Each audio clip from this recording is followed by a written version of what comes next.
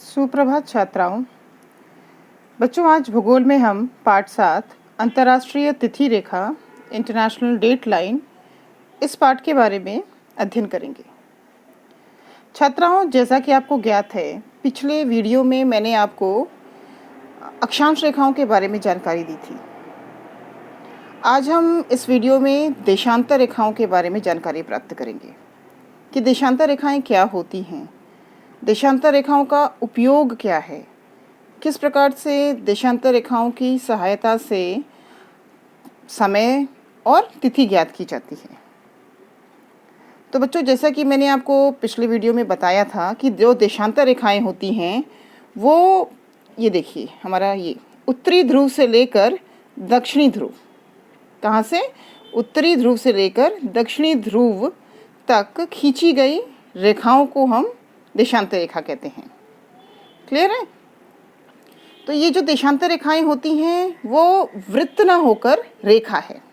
ये वृत्त नहीं है, रेखा है, जो एक ध्रुव से शुरू होकर दूसरे ध्रुव पर ख़त्म होती है। अब बच्चों, आप मुझे ये बताइए कि कोई भी ये जो पृथ्वी है इस पे कितनी कुल देशांतर रेखाएं होंगी? देखिए, ये पृथ्वी क्या है? गोल है। हम ये मान के चलते हैं कि पृथ्वी गोल है ना? तो किसी भी गोलाकार वस्तु की कितनी डिग्री होती है? 360 डिग्री होती है कि नहीं? प्रत्येक गोलाकार वस्तु 360 डिग्री की होती है। तो पृथ्वी भी गोलाकार है, तो वो कितने डिग्री की हुई? 360 डिग्री की हुई। जैसे बच्चों, मैंने आपको बताया था कि जो अक्षांश रेखाएं हैं वो प्रत्येक 1 डिग्री के अंतराल पर खींची जाती हैं। ठीक उसी प्रकार से जो देशांतर रेखाएं हैं वो भी प्रत्येक 1 डिग्री अंतराल पर खींची गई हैं। तो हमारे पास कुल कितनी देशांतर रेखाएं होंगी? अगर पृथ्वी गोलाकार है और उसकी जो डिग्री है वो कितनी है? 360 डिग्री है, तो कुल देशांतर रेखाएं कितनी होंगी पृथ्वी पर? 360 डिग्री, 360 देशांतर रेखाएं होंगी, है कि नहीं बच्चों? अब देख लीजिए कैसे। मान लीजिए ये पृथ्वी है, इस डायग्राम को देखिए, है कि नहीं? अभी ये जो है, ये 0 डिग्री जो है, ये कौन सी रेखा है हमारी, जो पृथ्वी को इक्वल पार्ट्स में डिवाइड कर रही है? कौन सी रेखा है 0 डिग्री? विषुवत रेखा है कि नहीं? तो ये जो विषुवत रेखा है, और ये क्या है हमारा 90 डिग्री उत्तरी ध्रुव और ये 90 डिग्री दक्षिणी ध्रुव। हाँ, तो अब यहाँ पे अगर मैं करूँ तो ये कौन सा एंगल बन रहा है? ये कौन सा एंगल है? 90 डिग्री। तो यहाँ पर कुल कितनी रेखाएं हो गई? 90 हो गई। क्लियर? फिर ये कौन सा एंगल बन रहा है? 90, है कि नहीं? तो इस यहाँ पे कितनी हो गई? 90 रेखाएं, प्लस यहाँ पे कितना हुई? ये कौन सा एंगल बन रहा है? 90 डिग्री का। तो ये यहाँ पे कितनी रेखाएं होंगी? 90। उसी प्रकार से ये वाला जो बॉक्स है, ये कौन सा एंगल बन रहा है? 90। तो यहाँ पे कुल कितनी रेखाएं होंगी? 90, है ना? तो अगर हम लोग इसको इस तरीके से देखते हैं तो 90 + 90 कितना हो गया? उत्तरी गोलार्ध में अगर हम देख रहे हैं ऊपर की तरफ, तो कितनी देशांतर रेखाएं दिख रही हैं? इस तरह से 1-1 डिग्री के अंतराल पे खींची जाएंगी, है ना? जैसे यहाँ पे खींची गई ना, मैंने कुछ रेखाओं को दिखाया है। तो इस तरह से 1-1 डिग्री के अंतराल पे रेखाएं खींची जाएंगी। तो 90 + 90 कितना हो जाएगा आपका? 90 + 90 आपका कितना हो गया? 180 हो गया। करेक्ट? इसी प्रकार से दक्षिणी गोलार्ध में भी आप देख लीजिए, 90 + 90 कितना हो गया? 180 हो गया, है कि नहीं? ये पूरा का पूरा, है ना? तो फिर 180 + 180 कितना हो जाएगा बच्चों? 360, है कि नहीं? ये 360 डिग्री का एंगल बना रही है। और प्रत्येक 1 डिग्री के अंतराल पर क्या खींची गई है? देशांतर रेखाएं खींची गई हैं। तो कुल कितनी देशांतर रेखाएं होंगी? 360 देशांतर रेखाएं होंगी। क्लियर बच्चों? कुल कितनी देशांतर रेखाएं होंगी? कुल 360 देशांतर रेखाएं होंगी। ये आपको क्लियर हो गया? 1884 में सम्मेलन हुआ था वॉशिंगटन में, जिसमें डिसाइड किया गया कि किस रेखा को समय रेखा और किसे तिथि रेखा माना जाए। तो ये डिसाइड हुआ कि 0 डिग्री देशांतर को समय रेखा और 180 डिग्री देशांतर रेखा को तिथि रेखा माना जाए। ये जो 0 डिग्री देशांतर रेखा है वो लंदन के ग्रीनविच शहर से होकर गुजरती है। लंदन जो है वो बच्चों ग्रेट ब्रिटेन में स्थित है, और ये जो ब्रिटेन है वो उत्तरी गोलार्ध में स्थित एक देश है। जो देशांतर रेखा लंदन के ग्रीनविच सिटी से होकर गुजरती है उसे हमने 0 डिग्री देशांतर रेखा मान लिया है। मान लीजिए कि मैं इसे, ये जो रेखा है इसको मैं 0 डिग्री मान लेती हूँ और ये जो ग्रीनविच है वो यहाँ पे स्थित है। ठीक है, ये 0 डिग्री हो गया और ये हमारा ग्रीनविच है।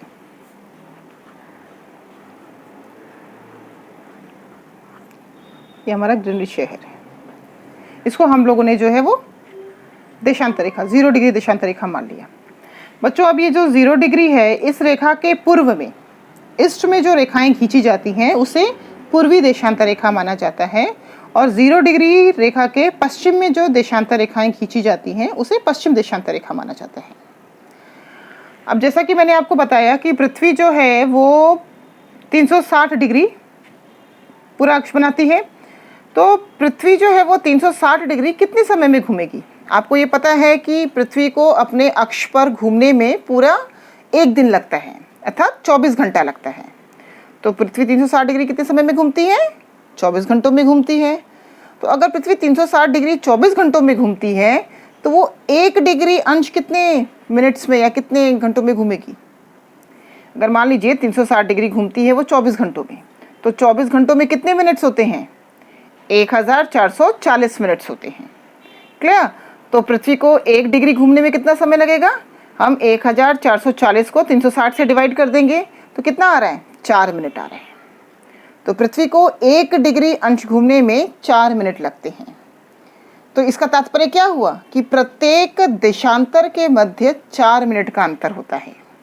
ठीक है, ये जो मैंने आपको बोला था ना कि प्रत्येक अंतराल पे 1-1 डिग्री के अंतराल पर देशांतर रेखाएं खींची हुई हैं, कुल हमारे पास 360 देशांतर रेखाएं हैं। तो एक देशांतर रेखा के मध्य में कितना अंतर है, कितने मिनट का अंतर है? 4 मिनट का अंतर है। हमने इस तरीके से निकाला, 4 मिनट आया। तो अगर मान लीजिए पृथ्वी जो है वो 15 डिग्री अंश पर घूमती है तो वो कितना मिनट लेगी या कितना घंटा लेगी? आप उसको करके देख लीजिए। अगर पृथ्वी जो है वो 15 डिग्री पे घूम रही है, 15 डिग्री पे घूमती है, घूमेगी, तो वो कितना समय लेगी? तो आप करके देख लीजिए। 1 डिग्री पे कितना मिनट है? 4 मिनट है। और वो कितने पे घूम रही है? 15 डिग्री, है ना। 15 डिग्री पे तो 15 × 4 कितना हो जाएगा बच्चों? 60। कितना हो गया? 60 मिनट्स हो गया। और 60 मिनट्स का कितना होता है घंटा? 1 घंटा, है ना। तो 15 डिग्री अंश पे घूमने में वो कितना समय लेगी? 1 घंटा लेगी। क्लियर है बच्चों? अब बच्चों आपको ये पता है कि जो पृथ्वी है वो हमेशा वेस्ट टू ईस्ट घूमती है, पश्चिम से पूर्व दिशा की तरफ घूमती है। तो सबसे पहले जो सूर्योदय है वो कहाँ होगा? पूर्व में होगा, है ना। तो यदि पूर्व में सूर्योदय हो रहा है तो पश्चिम में क्या होगा? रात होगी। यानी सूर्य की किरणें यदि पूर्व में पहुंच रही हैं तो पश्चिम में नहीं पहुंचेगी। क्यों? क्योंकि पृथ्वी गोलाकार है। जैसे कि भारत के अरुणाचल प्रदेश में सूर्योदय होता है, तो भारत के सबसे पश्चिमी क्षेत्र गुजरात में जो है वो 2 घंटे के बाद सूर्योदय होता है कि नहीं? ये आपको पता होगा। लेकिन आपको ये पता है कि ऐसा क्यों होता है? चलिए वो बताने से पहले सबसे पहले मैं आपको ये बता दूं कि 0 डिग्री, ये जो 0 डिग्री है, 0 डिग्री के पूर्व में समय बढ़ता है। यानी कि समय जो है वो क्या होता है? प्लस होता है, ऐड होता है, आगे होता है। और 0 डिग्री के पश्चिम में समय जो है वो घटता है, माइनस होता है। हाँ, क्यों? क्योंकि पृथ्वी जो है वो पश्चिम से पूर्व की तरफ घूमती है, इसीलिए, है ना। पश्चिम से पूर्व की तरफ घूम रही है, इसीलिए पूर्व में समय ऐड होता है, बढ़ता है, और पश्चिम में समय घटता है, माइनस होता है। अगर मान लीजिए एक एग्जाम्पल ले लेते हैं कि अगर मैं यहाँ 0 डिग्री देशांतर पर खड़ी हूँ, है ना, और यहाँ पे बज रहा है दोपहर का, मान लीजिए यहाँ पे बज रहा है दोपहर का 12 नून, है ना, दोपहर का 12 बज रहा है। हाँ, और अगर मान लो, अगर मैं इसको मान लेती हूँ, इसको मैं 2 डिग्री मान लेती हूँ। कितना मैं मान रही हूँ सिर्फ, हाँ, इसको मैं मान लेती हूँ 2 डिग्री।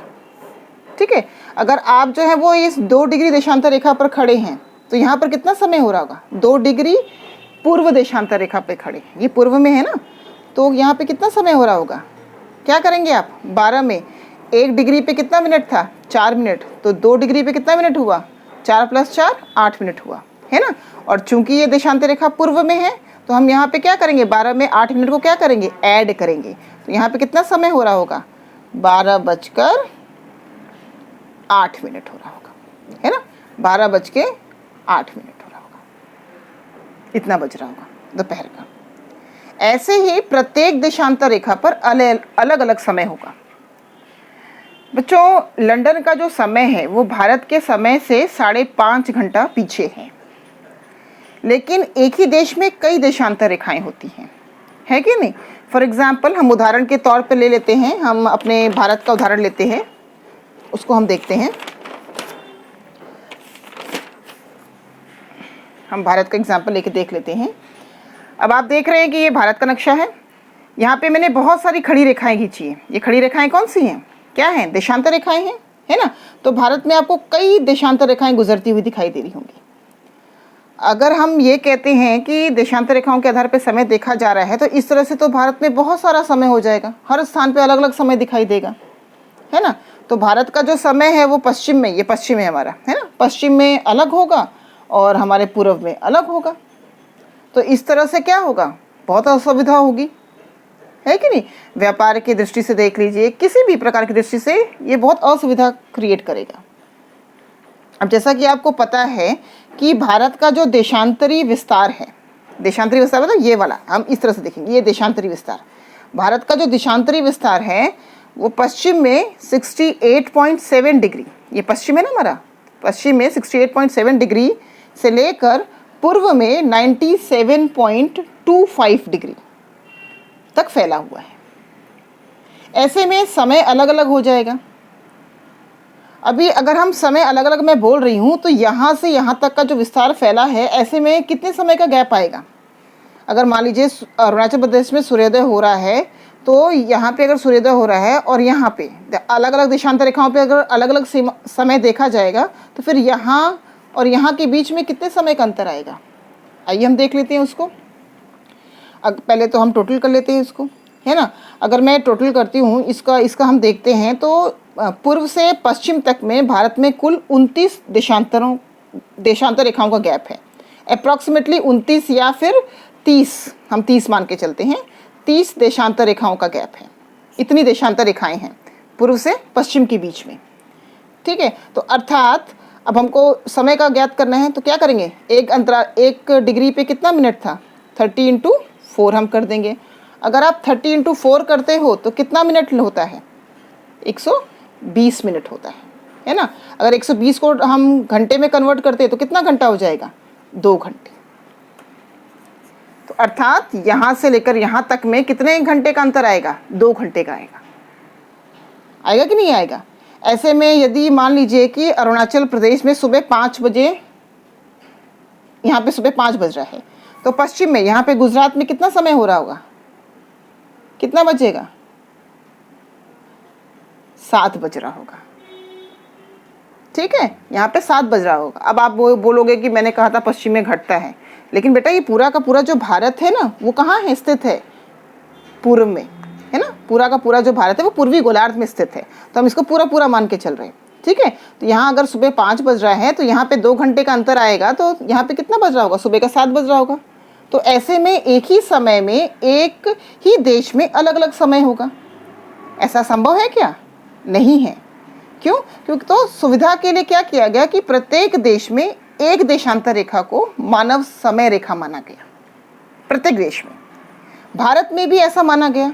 तो भारत में जो मानक समय माना गया जिस रेखा को, वो रेखा है हमारी ये, आप देख सकते हैं मैंने यहाँ लिखा है ये 82.5 डिग्री पूर्वी देशांतर रेखा। ये रेखा जो है ना खींची गई है 82.5 डिग्री पूर्वी देशांतर रेखा, जो कि इलाहाबाद के नैनी शहर से गुजरती है। इस रेखा को भारत का मानक समय रेखा माना गया। यहाँ पर जो समय होता है ना, वो पूरे भारत का समय माना जाएगा।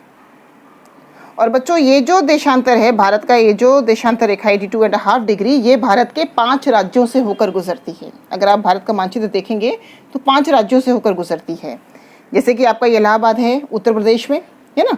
उत्तर प्रदेश से होकर मध्य प्रदेश, फिर छत्तीसगढ़, उड़ीसा और आंध्र प्रदेश, इन 5 राज्यों से होकर ये 82.5 डिग्री देशांतर रेखा गुजरती है। कौन कौन से राज्य? उत्तर प्रदेश, मध्य प्रदेश, छत्तीसगढ़, उड़ीसा और आंध्र प्रदेश। अब हम देख लेते हैं कि भारत का समय जो है वो ग्रीनविच के समय से कितना आगे है।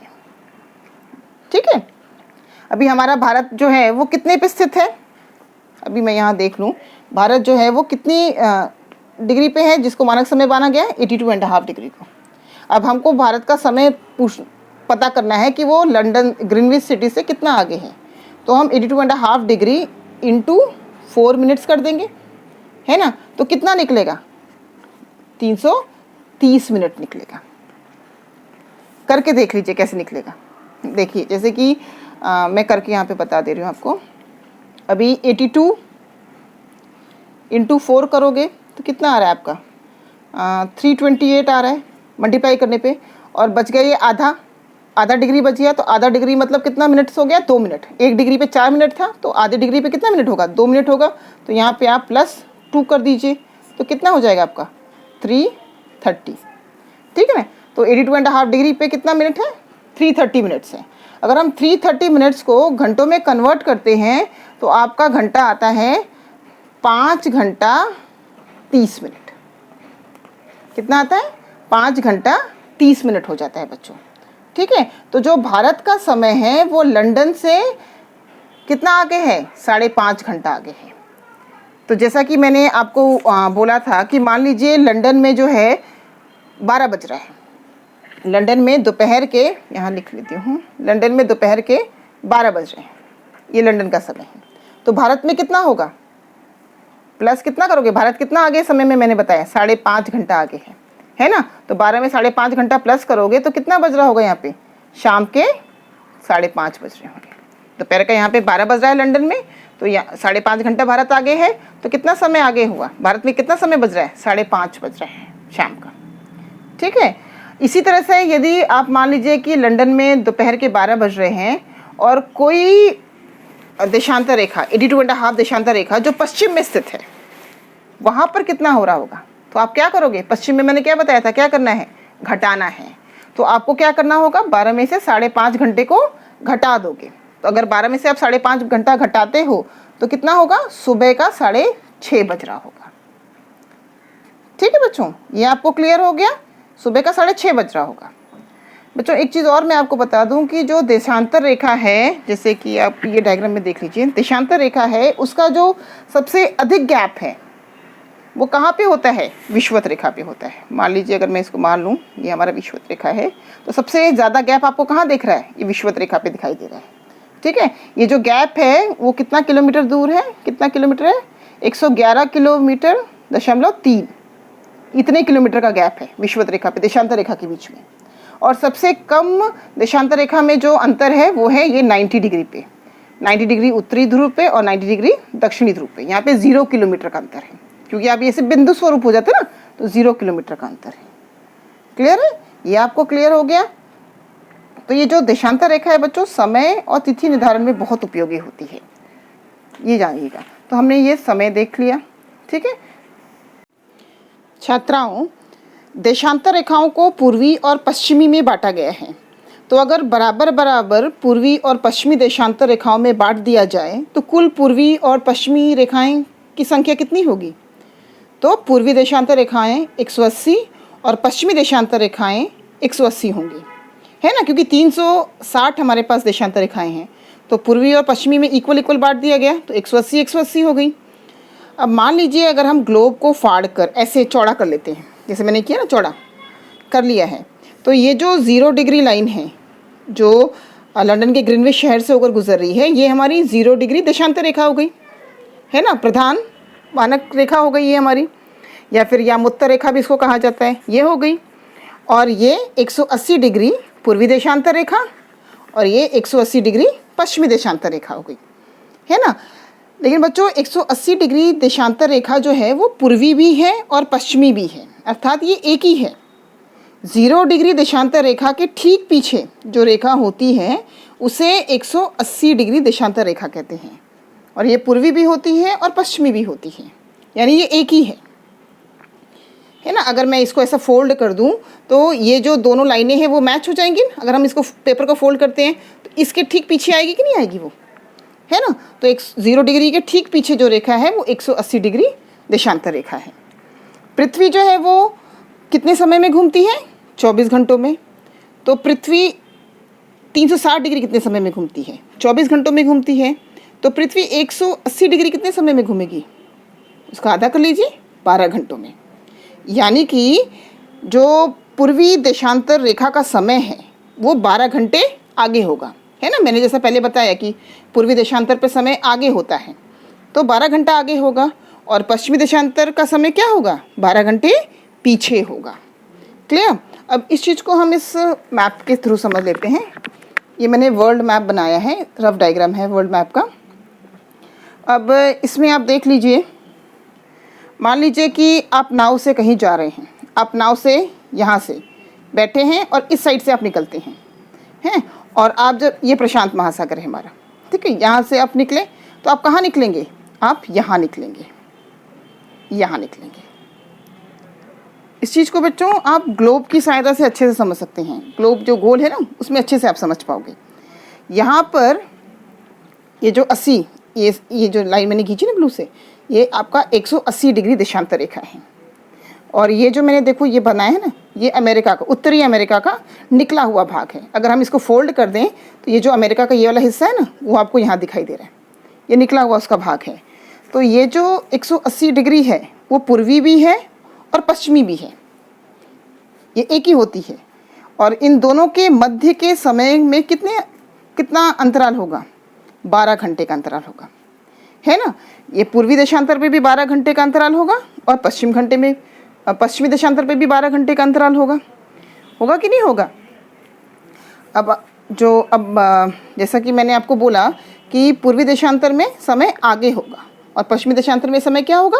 पीछे होगा, ठीक है। तो अगर मान लीजिए कि हम पूर्वी देशांतर पे खड़े हैं, यहाँ खड़े हैं और यहाँ पर मंगलवार है। कौन सा दिन है? मंगलवार है। तो पश्चिमी देशांतर पे कौन सा दिन होगा? पीछे। कौन सा दिन हो जाएगा? सोमवार हो जाएगा, है ना। क्योंकि यहाँ का समय क्या है? आगे है, तो यहाँ का समय पीछे हो जाता है। 24 घंटे का अंतर पड़ जाता है ना, 12 घंटा। तो जैसे हम 180 डिग्री को क्रॉस करते हैं ना, 24 घंटों का अंतर पड़ जाता है। तो यहाँ पर ये पूर्वी देशांतर है हमारा, ये यहाँ पर मंगलवार है, तो आपके पश्चिमी देशांतर में क्या होगा? सोमवार होगा। क्लियर है बच्चों? तो ये जो 180 डिग्री है इसी को अंतर्राष्ट्रीय तिथि रेखा कहा जाता है, इंटरनेशनल डेट लाइन कहते हैं इसको, ठीक है। इस रेखा को क्रॉस करते ही 24 घंटों का अंतर आ जाता है। जैसे ही हम 180 डिग्री को क्रॉस करते हैं 24 घंटे का अंतर आ जाता है।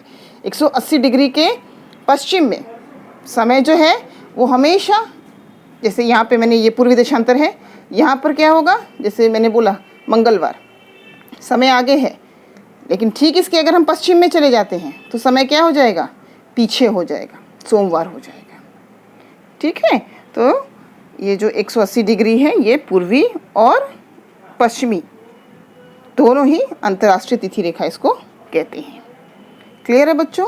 आशा है आपको इस वीडियो के थ्रू समझ में आ गया होगा कि अंतर्राष्ट्रीय समय रेखा क्या है और अंतर्राष्ट्रीय तिथि रेखा क्या है।